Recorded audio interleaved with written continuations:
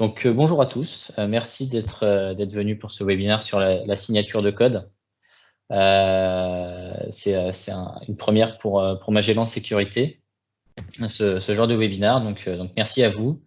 Aujourd'hui, au sujet du jour, donc la signature de code, pourquoi et comment les développeurs industriels doivent protéger leur logiciel, quels sont les enjeux, les enjeux et surtout les risques à ne pas le faire. Donc, on va commencer par se présenter, donc Jérôme et moi. Jérôme, je te laisse commencer. Bonjour à tous, je me présente, Jérôme Béclin, je suis donc ingénieur avant-vente pour la société N-Cypher basée à Paris. Donc N-Cypher qui est un fournisseur de solutions HSM, Hardware Security Module, qui sont des boîtiers qui permettent de sécuriser des clés de chiffrement. Petite rapide présentation à propos d'N-Cypher. Vous nous avez peut-être connus sous notre ancien nom, qui était Thales eSecurity, car nous avions ce nom-là depuis 2008 jusqu'à 2018. Et en 2018, donc, nous faisions partie du groupe Thales, et nous proposions des solutions de HSM à l'usage généraux. Et en 2018, Thales a annoncé le rachat de Gemalto. Et dans le groupe Gemalto, on retrouve la société SafeNet, qui est notre principal concurrent sur le marché des HSM à l'usage généraux. Et lorsque ce rachat a été annoncé, tout se passait bien jusqu'à ce qu'on s'aperçoive qu'en fait, sous le même giron Thales, il y aurait les solutions N-Cypher et SafeNet, et donc la Commission européenne et son équivalent un peu partout dans le monde ont dit ce n'est pas possible d'avoir sous le même chapeau de Thales les sociétés N-Cypher et SafeNet, et donc Thales a dû se séparer de son entité de HSM à usage généraux appelée N-Cypher. Juste Endors, tu peux mettre ton... Oh, parfait, le micro. Oui, donc Thales a dû séparer de sa société N-Cypher début 2019. Et donc, nous avons repris notre nom N-Cypher Security 2019 et nous avons été rachetés par le groupe Entrust Datacard en juin 2019. Et donc, nous faisons aujourd'hui partie du groupe Entrust Datacard, qui est un groupe qui fournit des solutions de sécurité pour les identités digitales. Okay, merci Jérôme. Et donc, je vais me présenter aussi, Quentin Delille. Je suis référent sur la partie confiance numérique pour Magellan Sécurité. Et donc, je traite de tout ce qui va être les sujets autour de la protection un peu des données avec les PKI, comment chiffrer, signer et assurer l'authenticité de la donnée. Voilà. Donc au sommaire aujourd'hui, une brève présentation de nos deux entités et de notre partenariat entre Magellan Sécurité et N-Cypher Security. Une présentation de la gamme de HSM and Shield, elle aussi rapide. Et enfin, une vue plus en détail de la signature de code et de la solution Code Signing Gateway proposée par N-Cypher pour vous en apprendre plus sur comment protéger vos logiciels et sur les enjeux d'une telle protection. Et enfin, on terminera par une phase de questions-réponses si vous en avez, donc à la fin de cette présentation. Donc on va commencer. Donc on va commencer donc Magellan Partners, qui est donc une entreprise qui fait partie d'un groupe multi-compétent. Donc pour les chiffres clés donc du groupe en 2018, c'était 125 millions de chiffres d'affaires avec une forte augmentation en termes de recrutement et d'arrivée de collaborateurs. Donc on a dépassé le cap des 1000 collaborateurs avec une arrivée de plus de 250 personnes en 2018 sur l'année, 8 associés qui permettent de faire vivre le groupe. On s'oriente autour de 5 valeurs principales. L'excellence opérationnelle. Donc, on tient à ce que tout soit fait correctement, rapidement et donc avec la satisfaction de nos clients. Une proximité client. On aime aussi suivre nos clients. On veut que la satisfaction soit là lors du projet d'intégration ou de conseil, mais également par la suite, vis-à-vis de support, vis-à-vis de continuité et de contact avec nos clients. Donc l'intelligence collective également, on aime avancer, on aime travailler en équipe. Donc ça va avec l'esprit d'entreprise. On aime que les choses soient faites dans une bonne humeur. C'est toujours beaucoup plus agréable et ça permet d'avancer plus rapidement et plus sereinement. Et enfin l'innovation. L'innovation, le groupe Magellan se veut d'innover avec des laboratoires. On s'oriente sur l'IT zéro carbone, par exemple, ou la sécurisation des smart cities, qui sont des enjeux du monde de demain.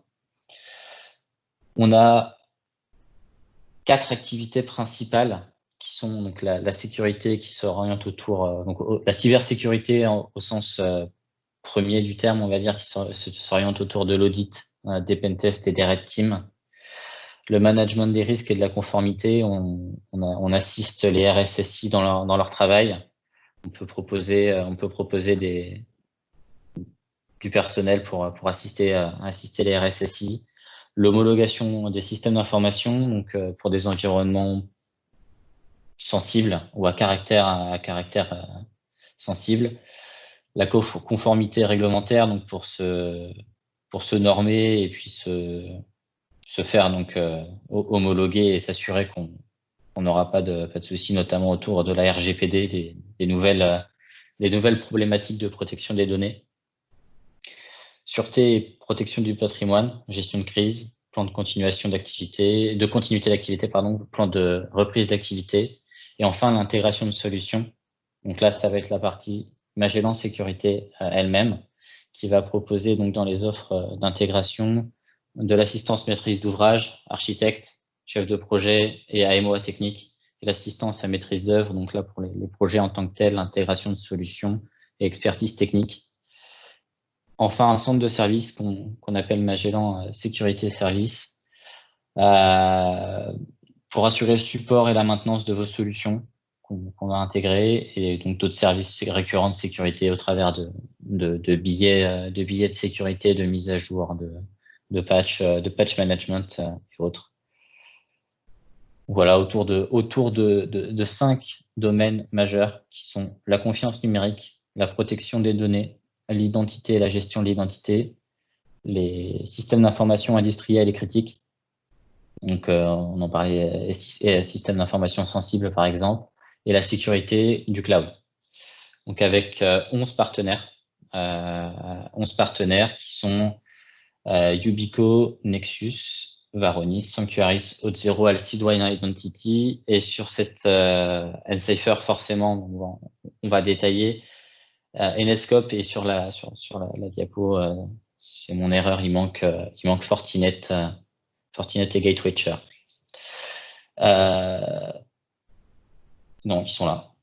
Okay, ils sont là. Ok, animation imprévue, pardon. Donc N-Cypher Security, un expert cryptographique. Donc ça fait plus de 20 ans maintenant que N-Cypher Security travaille dans la cryptographie, qui propose des solutions de protection des clés et de chiffrement fiables et reconnues. Donc c'est une expertise bien évidemment historique, puisque c'est leur cœur de métier. Un leader reconnu mondial dans le domaine des HSM, avec des solutions certifiées FIPS 140-2, level 2 et 3, et Common Criteria, donc EAL 4+. Pour ceux à qui ça peut parler, ce sont des hauts niveaux de certification pour usage dans les environnements sensibles. Leurs HSM peuvent être utilisés pour le cloud, l'IoT, le blockchain ou les paiements. Donc ça peut apporter des solutions pour tout type d'entreprise, que ce soit le bancaire, l'industriel, et puis le cloud forcément. Et avec un peu plus de 1000 clients dans le monde, dont 130 en France. Beaucoup d'entreprises font confiance à N-Cypher, donc y compris Magellan Sécurité. Donc c'est pour ça qu'on a décidé de travailler tous ensemble autour des valeurs communes qui vont être l'excellence opérationnelle, une réelle expertise complémentaire qui va de l'accompagnement au début de vos projets jusqu'au support après la réussite d'un projet, Magellan Partners, on est un intégrateur français multi-compétences. On a des expertises, que ce soit dans le développement logiciel, dans le cloud ou dans les infrastructures on-premise. Et Ncipher, bien évidemment, spécialisé dans la cryptographie avec leur HSM certifié, comme je l'ai dit juste avant, qui permet d'avancer main dans la main sur tout un tas de problématiques allant donc du développement logiciel à la sécurisation de vos infrastructures et de votre cloud. Je vais maintenant passer la main à Jérôme pour la présentation de la gamme Nshield et HSM Ncipher. Merci beaucoup, Quentin. Alors, a priori, j'ai pris le contrôle de la présentation. Ouais, tu peux cliquer. Ok, c'est bon. Ça marche ou pas? Ouais, c'est bon. C'est bon, ça marche. Donc, merci beaucoup, Quentin, pour cette introduction. Donc, Ncipher Security, comme l'a dit Quentin, nous sommes une société spécialisée dans les solutions de chiffrement et dans ce qu'on appelle les HSM, les Hardware Security Modules. Donc, aujourd'hui, je vais présenter rapidement ce qu'est-ce qu'un Hardware Security Module, présenter notre gamme et les cas d'usage, et puis on va se focaliser sur le cas d'usage de la signature de code pour lequel les Hardware Security Modules peuvent être utilisés. Mais tout d'abord, donc, qu'est-ce qu'un HSM? Un HSM, c'est un Hardware Security Module, c'est un boîtier qui va permettre de sécuriser la génération, l'utilisation et le stockage de clés cryptographiques. Aujourd'hui, ces boîtiers, comme l'a dit Quentin, sont des boîtiers qui ont des contre-mesures logicielles, des contre-mesures hardware, et ont des puces dédiées qui vont permettre de générer des clés à très forte entropie grâce à des générateurs de nombres aléatoires très performants, et donc de générer des clés très sécurisées. Et c'est cela qui peut permettre d'atteindre des niveaux de certification que sont Common Criteria L4+, et FIPS 140-2, Level 2 et Level 3. Aujourd'hui, notre gamme de produits, elle se compose de 3 types de HSM. Donc le premier que vous avez à gauche s'appelle le Nshield Connect. C'est un boîtier réseau qui va donc typiquement se retrouver en data center, et donc on va avoir plusieurs applications qui vont pouvoir en parallèle utiliser les capacités cryptographiques du boîtier réseau. Ensuite, au centre, on a ce qu'on appelle la carte Solo, qui est une carte PCI Express qui, elle, va se plugger dans un serveur et qui va donc être dédiée à un serveur. Et ensuite, à droite, on a le Nshield Edge, qui est un boîtier un petit peu différent, car il a la même architecture, le même mode de fonctionnement, mais un prix moindre et un niveau de performance moindre. Et on va le connecter en USB à un PC. Et en fait, l'intérêt de ce boîtier, c'est de pouvoir l'utiliser quand le besoin en performance est moindre. Donc, par exemple, lorsqu'on va vouloir envoyer une clé vers le cloud, dans ce qu'on appelle le Bring Your Own Key. Lorsqu'on veut utiliser ce HSM, on va le plugger à un PC, l'utiliser, utiliser ses fonctions cryptographiques, et quand on a fini de l'utiliser, on l'unplug et on le met dans un coffre-fort. Donc voilà, 3 form factors. Et l'idée du HSM, c'est que tout seul, il ne sert à rien, et donc on va le connecter à des applications pour venir sécuriser les clés cryptographiques utilisées par ces applications. Et c'est pour ça que la gamme Nshield, donc la gamme de HSM d'Ncipher, est compatible aujourd'hui avec la majorité des API cryptographiques utilisées par le marché, donc tels que PKCS11, Java JCE, Microsoft CAPI, Microsoft CNG, OpenSSL, et compatible aussi avec la plupart des OS utilisés, que sont Microsoft ou diverses distributions Linux.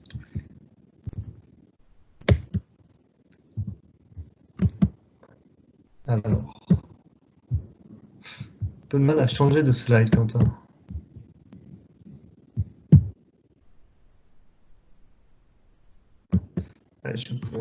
Ok, merci.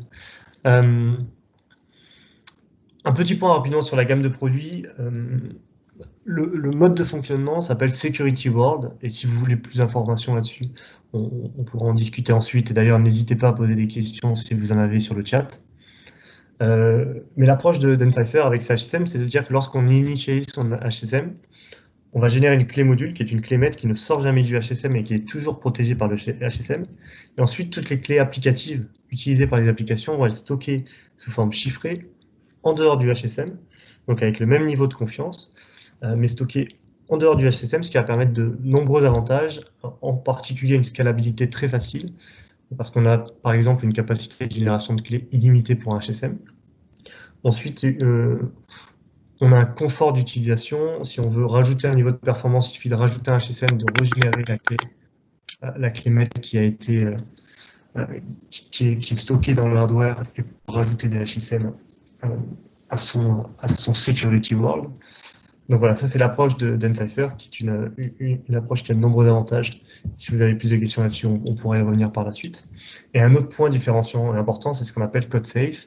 Et code safe, c'est la possibilité dans un HSM de sécuriser une partie de son code, la partie la plus sensible. Et par exemple, on a présenté le HSM d'Encipher qu'on appelle l'AGM Engine. Et historiquement, il faut savoir que le HSM était principalement utilisé dans des PKI, donc des infrastructures à clé publique, pour venir sécuriser des clés de chiffrement utilisées par des autorités de certification. Et donc de pouvoir sécuriser l'émission de certificats dans des infrastructures à clé publique. Et ça, c'est l'utilisation historique du HSM. Et depuis, on a vu de nombreux cas d'usage se développer.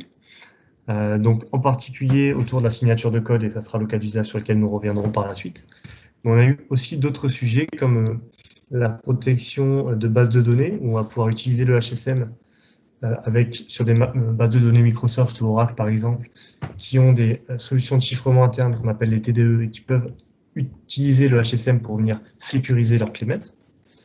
Ensuite, on peut utiliser le HSM dans la sécurisation du cloud, avec ce qu'on appelle le Bring Your Own Key, le Hold Your Own Key.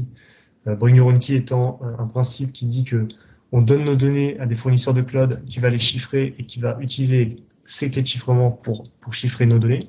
Et l'idée de Bring Your Own Key, c'est de dire on veut garder la main sur ces clés de chiffrement.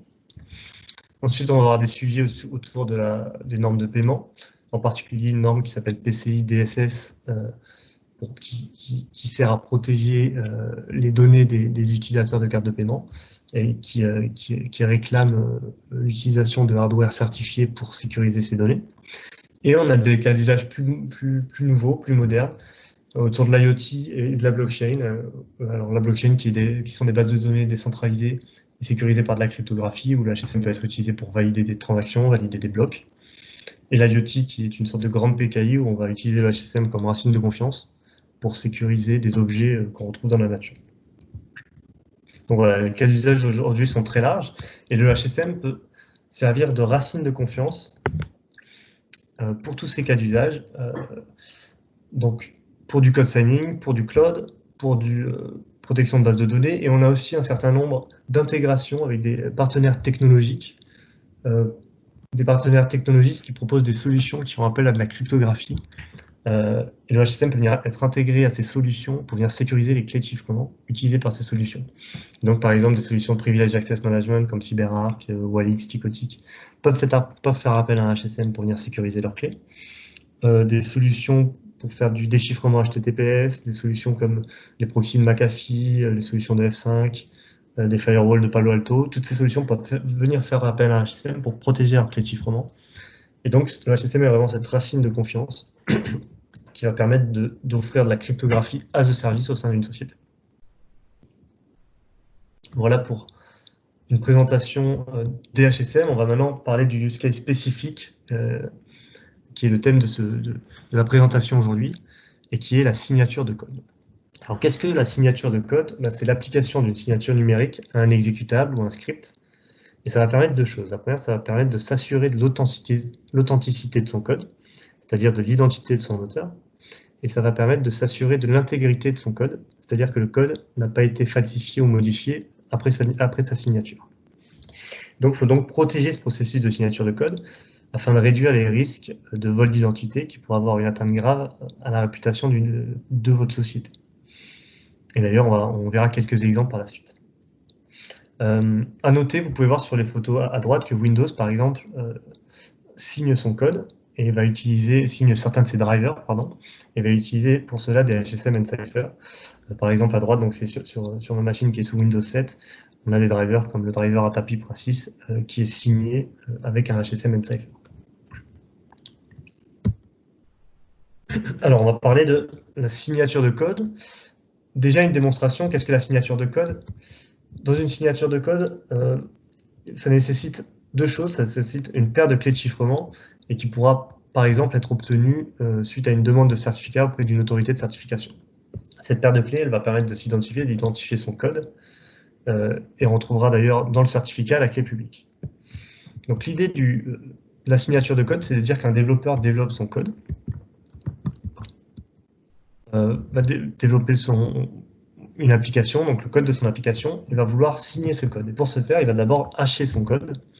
Et alors, qu'est-ce qu'une fonction de hachage? C'est une fonction qui va permettre, pour un code de taille indéfinie, pardon, cette fonction va renvoyer un hexadécimal de taille fixe.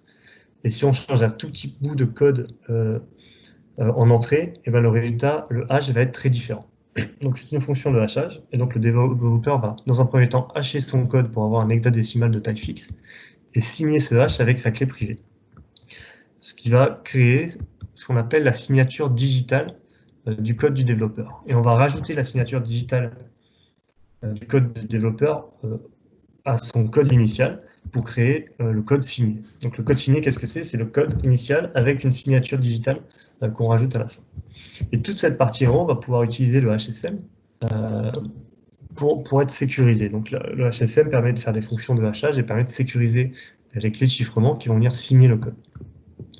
Donc une fois qu'un développeur a signé son code, il va l'envoyer à une personne, et cette personne doit pouvoir vérifier que le code qui a été envoyé est authentique et va pouvoir vérifier son intégrité.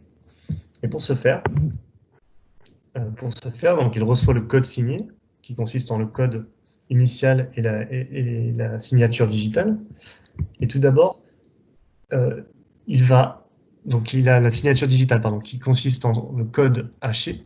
Et grâce au certificat du développeur ou de l'éditeur d'application qui contient la clé publique, il va pouvoir décrypter ce hash. Si la clé publique permet de déchiffrer le code vient donc de la bonne personne. Par contre, si la clé publique ne permet pas de déchiffrer la signature digitale, la clé privée qui a été utilisée n'est donc pas la bonne. Donc ça va permettre de vérifier l'authenticité du code et que la clé privée qui a été utilisée appartient bien au développeur du code. Ensuite, une fois qu'on a reçu ce hash, on va pouvoir reprendre le code initial, on va pouvoir le hacher en utilisant la même fonction de hachage qui a été utilisée par le développeur. Et le code haché qu'on obtient doit donc ensuite être équivalent au code haché qu'on a obtenu précédemment. Donc on va pouvoir vérifier l'équivalence de ces codes. Si les codes hachés sont équivalents, on a donc pu vérifier l'intégrité du code qui n'a pas été modifié. Donc on a pu vérifier l'intégrité et l'authenticité du code qu'on a reçu. Si par contre le code avait été falsifié après sa signature, là on aura deux hashes qui seront différents. Donc voilà le principe de la signature de code, qui se base donc sur le hash d'un code, sa signature avec la clé privée d'un développeur, et la vérification se base, elle, sur le certificat, et donc via l'utilisation de la clé publique de l'éditeur de l'application, et la vérification du hash initial et du hash envoyé par le développeur du code. Ok, donc à ajouter à cela, Jérôme, que la signature de code peut servir à tout un tas d'applicatifs, notamment les systèmes embarqués, vos logiciels métiers, des logiciels que vous pourrez mettre à disposition de clients en B2B, voire même en B2C. Et donc, c'est très important de protéger ce code, puisqu'on peut imaginer l'IoT de demain, les voitures connectées. Il faut absolument pas que des voitures qui ont une gestion intégralement électronique, comme des voitures autonomes, soient piratées et provoquent des accidents ou refusent de fonctionner dans le moins pire des cas, peut-on dire. Exactement, Quentin, et c'est vrai que ce process de signature de code, on le voit de plus en plus dans l'industrie, et typiquement ça peut être dans le code embarqué dans des voitures, mais ça peut être dans des avions, dans des drones, dans beaucoup chez beaucoup d'industriels ou dans des objets connectés aussi, pour lesquels on veut s'assurer, lorsque par exemple on va mettre une mise à jour de firmware sur un logiciel qui est embarqué, on veut s'assurer que le code qui est envoyé n'a pas été falsifié et vient bien de la bonne personne, et donc de la société qui est censée développer ce code. Donc voilà, ce processus de signature de code a un certain nombre de challenges, en effet. Donc le premier challenge, c'est comment gérer les clés de signature. Parce qu'en effet, on a vu un développeur qui signait son code, alors il protégeait son clé dans le HSM, et le HSM permet de venir répondre à cette problématique. Mais si on a des centaines de personnes qui ont des centaines de clés, comment on va manager ces clés, comment on va s'assurer que que les clés qui sont utilisées sont les bonnes, que personne n'a usurpé ces clés. Donc c'est une vraie problématique, la gestion des clés dans la signature de code. Ensuite, une deuxième question, c'est comment centraliser ce processus.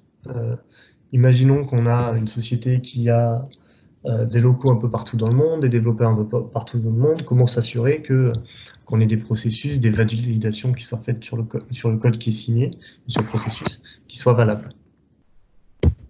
Comment contrôler le processus de validation de ces signatures? Donc c'est un petit peu la même chose, mais en effet, voilà, des personnes vont signer son code, mais est-ce qu'on veut le contrôler? Est-ce qu'il faut des autorisations? Est-ce que ces autorisations sont manuelles, par exemple au niveau du management, ou est-ce qu'on veut automatiser cela? Voilà. Il y a tout un process qui est à mettre en place, et c'est un challenge important dans la mise en place d'une signature de code.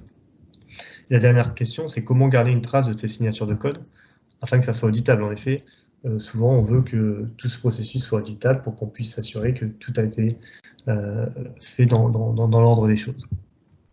Et donc tous ces challenges, on va y répondre par la suite, mais déjà répondons au premier challenge qui est la gestion des clés. Parce qu'en effet, si une clé privée aujourd'hui est compromise, il n'y a plus de confiance. La clé privée est vraiment à la base du principe de la signature de code. En effet, un attaquant qui compromet une clé peut signer un logiciel malveillant à la place du propriétaire de la clé, donc ça peut être à la place d'une société, et donc ensuite il peut déployer plus facilement un logiciel. C'est ce que vous voyez sur les images en dessous, c'est-à-dire qu'il peut facilement déployer un logiciel s'il le signe avec la clé privée d'une entreprise dont la réputation n'est plus approuvée, et donc déployer plus facilement un logiciel malveillant. Donc la gestion des clés, c'est un point important. Comment se faire? Nous recommandons évidemment d'utiliser un HSM. Donc, on peut soit gérer les clés de façon logicielle, c'est-à-dire que chaque développeur va avoir des clés dans le logiciel qui sont stockées chacun dans son PC, ce qui peut poser un certain nombre de problématiques de sécurité, parce qu'elles sont facilement identifiables en scannant la mémoire, parce qu'elles sont moins protégées. Ou bien on peut utiliser un hardware, un HSM, qui offre de nombreux avantages. Déjà, comme je disais, l'utilisation d'un HSM permet de générer des clés sécurisées, donc sécuriser leur génération, sécuriser aussi leur utilisation, et sécuriser bien sûr leur stockage.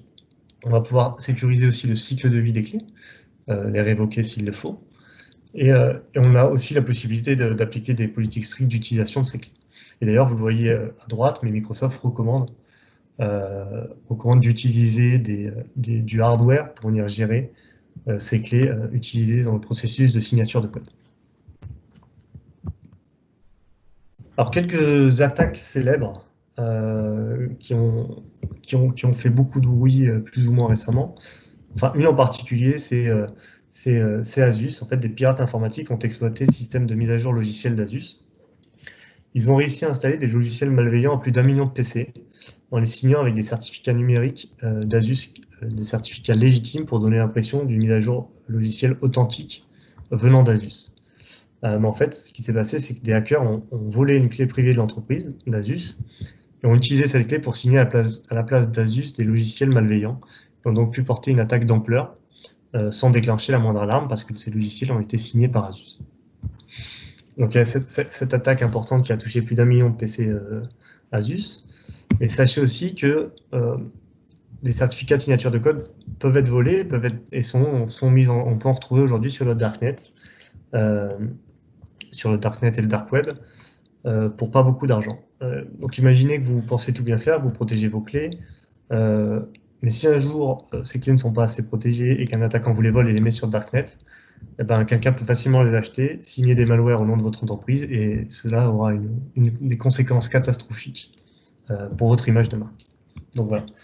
Principe initial et pour lequel le HSM peut répondre, c'est de venir protéger de façon forte ces clés de chiffrement utilisées par la signature de code. Parce que si ces clés sont compromises, toute la confiance est perdue. Maintenant, je vais introduire un deuxième point. On a parlé du HSM et d'Encipher, donc nous sommes spécialisés dans les solutions de HSM, et le HSM permet de répondre à cette problématique de sécurisation des clés. Mais au sein d'Encipher, nous avons voulu répondre aux autres problématiques, aux autres challenges énoncés précédemment, grâce à la mise en place, en permettant de mettre en place un processus de signature de code sécurisé au sein d'une entreprise.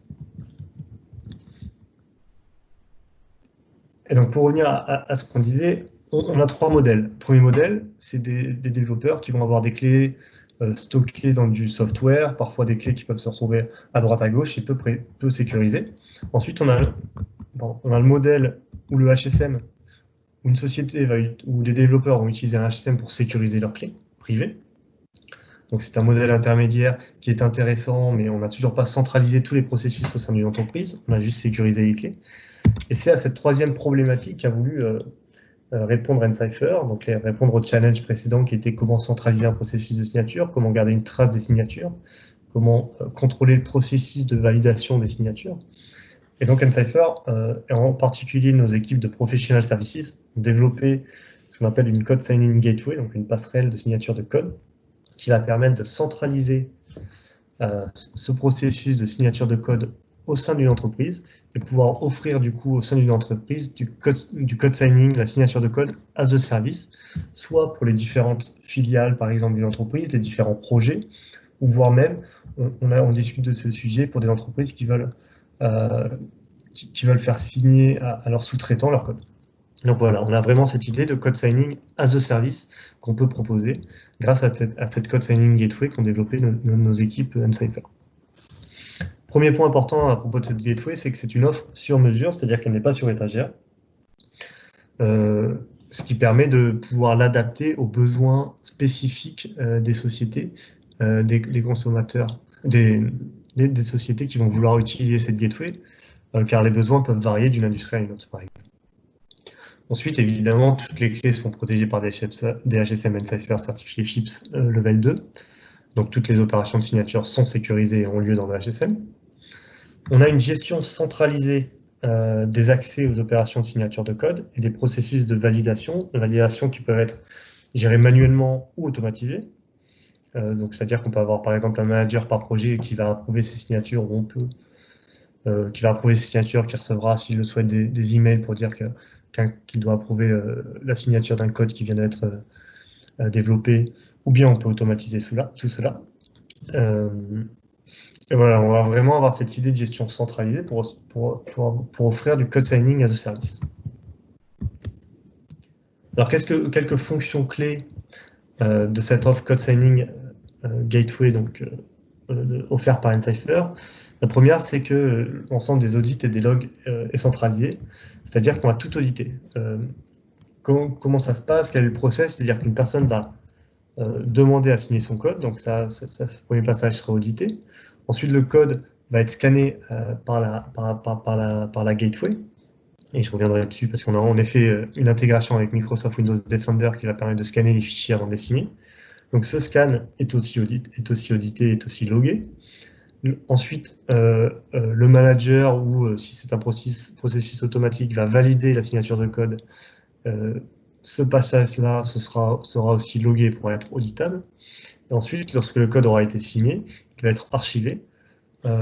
Et cette signature de code, donc l'ensemble du processus aura été logué et sera auditable. Lorsque le code sera signé, il sera archivé et on aura un archivage centralisé des fichiers signés. Et suivant les autorisations, les personnes vont pouvoir récupérer ces fichiers signés et sécurisés. Il existe une possibilité d'horodatage.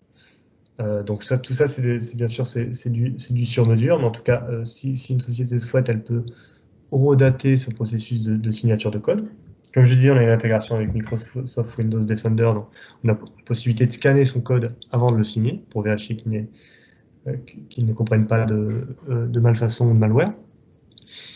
Et j'aurai quelques screenshots ensuite là-dessus, mais la possibilité de soumettre les demandes de signature de code se fait via une API web standard, et nos équipes de Professional Services ont aussi développé une API de type REST, pour rendre finalement l'ensemble du processus assez facile, assez simple à mettre en place au sein d'une entreprise.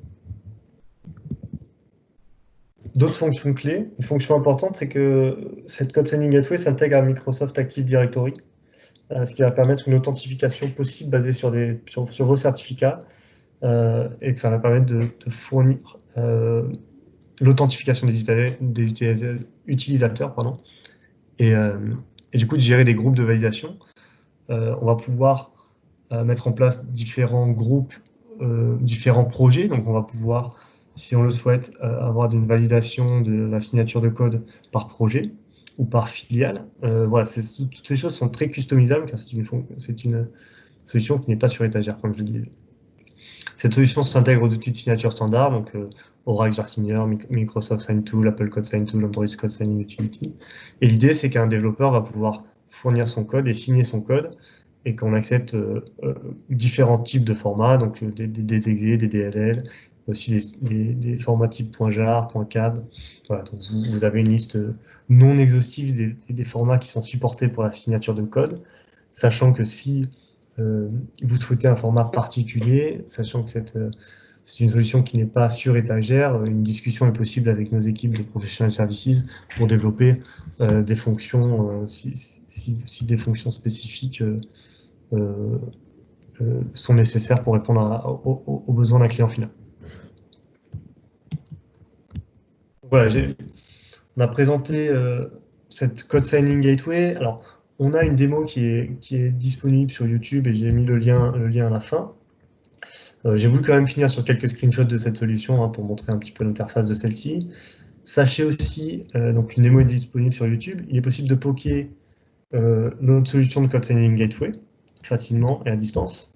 Et il est possible de se faire prêter des HSM par Encypher. Voilà, aujourd'hui, on permet de se faire prêter un HSM pour pouvoir tester son utilisation, car on pense que de toute façon, on préfère prêter un HSM que proposer une interface développée. On préfère faire un vrai P près de HSM pour qu'on ait une vraie idée des performances et des possibilités du HSM. Donc voilà, tout cela est possible. Et je voulais finir sur quelques images pour montrer que voilà, donc c'est une interface type web où je disais une API type REST qui va permettre à des personnes en utilisant leur credential Active Directory de pouvoir se connecter à cette gateway. Une personne qui typiquement va se connecter, donc va pouvoir voir les différents fichiers qu'il a demandé à faire signer, va pouvoir créer une requête pour signer un nouveau fichier. Lorsqu'il crée cette requête, il va choisir quel type de code signing, quel type d'outil il va vouloir utiliser, et il va pouvoir utiliser cette signature de code pour un projet spécifique, pour une release spécifique. Ensuite, une fois qu'il a proposé, qu'il a mis son binaire, par exemple, son exe, et qu'il a validé la requête de cette signature de code, on va avoir un email qui sera envoyé à son manager, par exemple, si c'est son manager qui doit valider la transaction, mais on peut automatiser bien sûr ce processus. Et une fois que le manager aura validé l'email, il pourra se connecter lui aussi sur la plateforme pour venir valider cette requête. Et une fois qu'il aura validé cette requête, enfin approuvé cette requête, le code sera ensuite archivé de manière centralisée et les personnes qui ont droit pourront y accéder, pourront donc utiliser ce code qui a été authentifié et dont on a vérifié l'intégrité. Et donc ce que je disais, c'est que tout ça, c'est du sur-mesure. Nos équipes de Professional Services peuvent développer pour vous des fonctions si vous avez des fonctions spécifiques. On propose par exemple du timestamping ou non. Et là, on a la possibilité de manager des groupes, d'avoir différents groupes suivant des projets, des filiales, etc. Différents types de profils pour signer, pour valider, la possibilité d'automatiser ou non cette signature. Voilà, tout cela est possible. Je vous invite à poser des questions si vous en avez et à nous contacter où on peut organiser un POC avec nos équipes de Professional Services pour vous permettre de tester cette solution. Voilà, et là, vous avez le lien vers la vidéo YouTube. Bon, un petit peu compliqué, mais vous aurez les slides. Si vous souhaitez aller voir une démo en live de ce processus. Voilà pour cette présentation. Donc, on a présenté Magellan, Encypher, les HSM d'Encypher. Pourquoi les HSM d'Encypher permettent de sécuriser des clés de chiffrement. Et on a présenté cette couche supérieure qui est cette gateway qui permet de centraliser au niveau d'une entreprise le processus de signature de code. Comme on va pouvoir avec des HSM centraliser la cryptographie au sein d'une entreprise, on peut de plus centraliser le processus de signature de code. Merci beaucoup Jérôme pour cette présentation. Donc on en a fini avec la présentation. Si vous avez des questions, on a du temps alloué à ça, donc n'hésitez pas. Non, laisse la Ah, vous l'avez plus?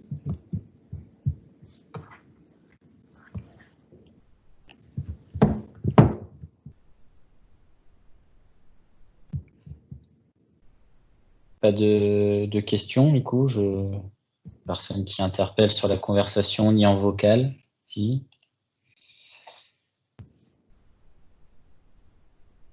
D'accord. Donc là, ce webinaire a été enregistré. On vous enverra un lien si vous souhaitez la récupérer. Et donc, merci à tout le monde pour votre présence. Et j'espère à bientôt. Merci à tous.